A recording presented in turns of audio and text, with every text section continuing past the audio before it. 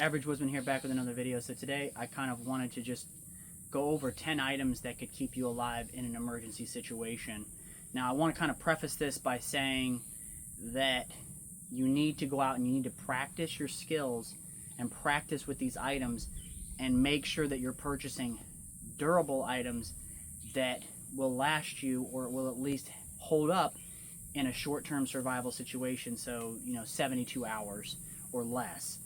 You don't want to buy these items and then it create a false sense of security that you're in the backcountry and you hurt yourself or you get lost, and now you're stuck in a situation where you may have to wait hours or days for someone to come and rescue you, and you don't have the actual skills to use the items that you put in your kit. So let's get in. All right, so right off the bat I want to apologize about the lighting. I'm trying to balance basically shade, like the shadows, with actual good lighting, but I don't want to be directly in the sun because there's not a cloud in the sky and it's over 100 degrees today, so I really don't want to have a heat stroke making this video. So the first category I want to talk about are knives. I think a knife is the most important piece of your kit, hands down. Your knife will do most things that you need in the woods. Carrying other items will facilitate you so you can smooth it in the woods instead of roughing it by trying to create everything off the landscape. First off, that takes specific materials, it takes a specific skill set, and it takes a lot of time. So your knife is going to be multifunctional, and buying a good knife or purchasing a good knife right off the bat is going to put you light years ahead a lot of people who travel into the backcountry who don't prepare themselves for that. And it doesn't have to be expensive. It doesn't have to be a $200, $200 knife like this Battle Horse. It could be something like a Mora. This is a Mora heavy duty. This is a Mora Companion HD. It's a robust knife. It's a strong knife. This one's made out of high carbon steel. It has a scanty grind. It's a good durable knife. I prefer a fixed blade when I'm going out into the backcountry, but if you want to carry something like a folding knife, maybe opt toward a SAK or a multi-tool because you'll get more uses out of it.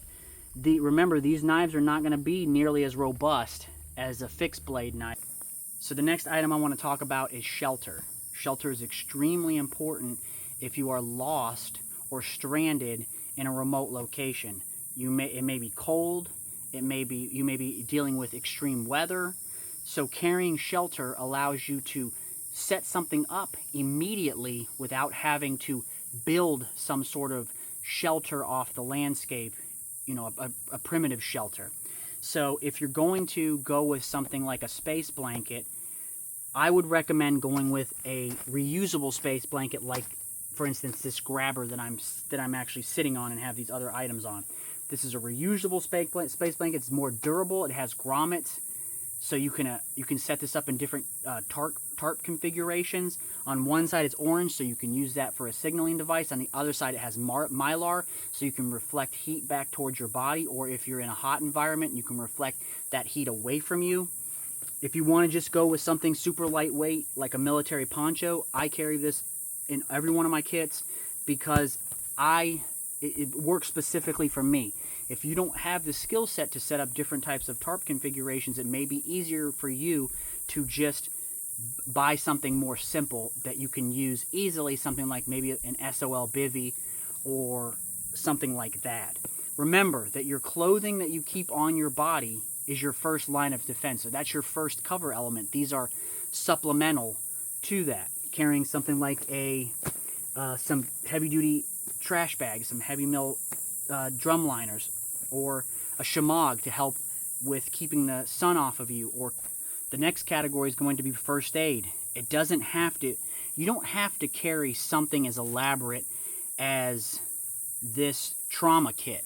This has everything from compression gauze to hemostatic gauze to an extra tourniquet, all these types of items that could facilitate extreme bleeding, arterial bleeding, those types of things. But you do need to address the fact that if you're traveling into a remote location, it could be hours or days before someone is able to rescue you. So if you have something like a deep wound, you have a puncture, you need to be able to address that by just carrying basic items on you, like compression gauze, maybe a tourniquet, things like that, to address serious injury if you're in the backcountry, because you're going to be your first. This is self-aid. Think about it like that. This is something that you're doing to yourself to either A, get back to your vehicle, or to allow you to give you the time to be rescued. So I'm actually going to do navigation and communication as one specific item, in that they work hand in hand. So if I ever go into an area that I don't specifically know, that I'm not familiar with, I always have a map of the area. I carry my compass with me everywhere I go, so that's not going to change. I'm always going to have my compass with me. I'm always going to have my map cards. I'm always going to have my notepads with all of my writings and things like that, with my pace count, all those types of things in it. But you cannot rely specifically on GPS. That needs to be supplemental to also your ability to be able to navigate. That's why it's so important that you have at least a basic understanding of how to use each and every one of these before you travel out into the backcountry. There's no doubt that fire is important, so carrying an item in your kit, or maybe multiple items, 2 is 1, 1 is none, in your kit, if you're not comfortable, well, let's say using a ferro rod, maybe carry something like a case of these UCO stormproof matches. These things are excellent. They can light underwater, they can light when it's raining, and they burn hot and they burn for a long time. Maybe you just want to carry a good old-fashioned Bic lighter, maybe in an Exotac fire sleeve to keep it away from the moisture. It's really up to you, but build your kit around your specific needs. So the next item is duct tape. I prefer heavy duty duct tape like Gorilla Tape or T-Rex tape. It's just, in my opinion, better than the traditional duct tape, but to each his own. If you want to use traditional duct tape, that's fine. You can carry a whole roll like this, or you can add duct tape to other items so you don't have to carry specifically a roll. And duct tape can do basically anything. You can use it for fire, you can use it for repairs, you can use it for first aid. I mean, it has a multitude of functions that you can use it for, and you can just attach it. If you don't want to carry a whole roll, you can just attach it to other items like a lighter, to a ferro rod. You can take an old credit card and attach duct tape to that. Whatever you want to do, but carrying duct tape in your kit is really, really important. The next category is going to be water. You need to carry something with you when you're traveling out into the backcountry, into remote locations, that will help you gather and purify or disinfect the water, the groundwater that you're going to come across. So that could be something as simple as just some water purification tablets. That could be a Sawyer Mini like this one. You could carry something like a Grail, which is a container and a filtration system in one. Maybe you just want to carry a stainless steel water bottle and cup, and you're just planning on boiling water in the backcountry. It's really up to you, but you need to carry at least one specific item that's going to facilitate you staying hydrated, because you can go a long period of time, weeks, without food. You can only go days without water. So the next one is going to be a flashlight or headlamp. Now, it doesn't have to be a super tactical, high lumen flashlight that has, a strike bevel and all that type of stuff. If you want to carry that, that's fine. You can carry something as simple as just a small light that you can attach to the bill of your hat or can attach in your pocket. You can carry something like this mag light. I mean, I've had this mini mag for probably 15 years. It still works perfectly fine. It takes AA batteries. It's a little heavy and wouldn't be my first option, but it is an option, just to show you guys that it doesn't have to be something super expensive and super tactical.